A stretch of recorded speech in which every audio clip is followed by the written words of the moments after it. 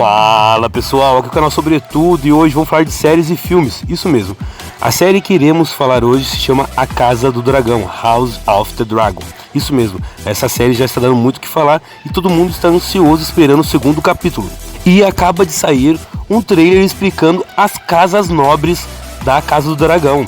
Isso mesmo, vou deixar para vocês verem esse trailer, os bastidores, os diretores, os produtores, os atores falando sobre a Casa do Dragão e as suas Casas Nobres. E você vai aprender muito nesse vídeo sobre o que vai acontecer na Casa do Dragão, tá bom? Para quem nunca assistiu, né, ao Game of Thrones ou também tá interessado na Casa do Dragão, é muito bom assistir. E é isso, gente. Se você gostou desse vídeo e ainda não é inscrito no meu canal, se inscreva no meu canal e deixe um like no vídeo. Muito obrigado, até o próximo vídeo aqui no canal Sobre Tudo. I, Corlys Velaryon.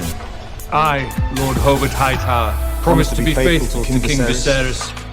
I swear this, by the old gods and the new.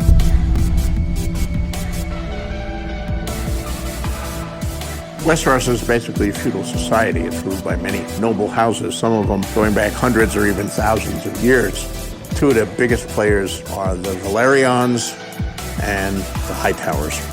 The Hightowers are from a very ancient, wealthy, powerful household who have been front and centre of politics for hundreds of years.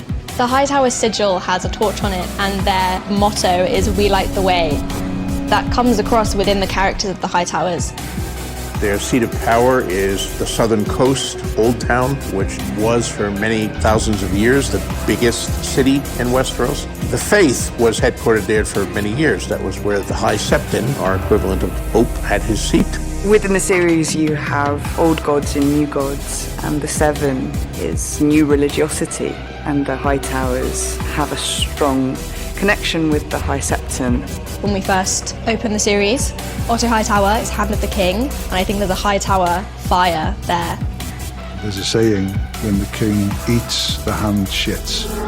He steers the small council on the king's behalf when it's necessary and ensures the king's wishes are enforced. Otto's an advisor, but Viserys is quite suspicious of him. Otto sees the danger in everything, and even though his intentions are good, he's also persuaded himself that there is nothing but good intention behind his action. The gods have yet to make a man who lacks the patience for absolute power, Your Grace. The Velaryons are of Valyrian blood from the freehold of Valyria, the mightiest empire in the west. Destruction was coming to Valyria. The Doom, as it would later be called. And they actually arrived in Westeros before the Targaryens. Hightide is a standalone castle belonging to Lord Corlys.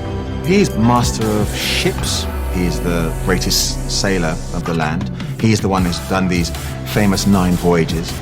The Velaryons control the greatest and strongest fleet. The Sea Snake is a collector and a trophy hunter and very proud of his voyages, so he festoons his hall in all of the one objects from his 9 voyages across the Narrow Sea and beyond. The Sea Snake is the richest man in Westeros aside from the throne, but it's not quite good enough for him. He wants his blood on the throne.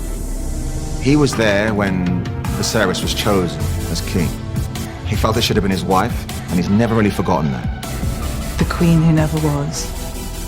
To have your husband as your champion, constantly saying, it should have been you, it should have been you, it should have been her, is fantastic. There's a classic example of a healthy, strong marriage.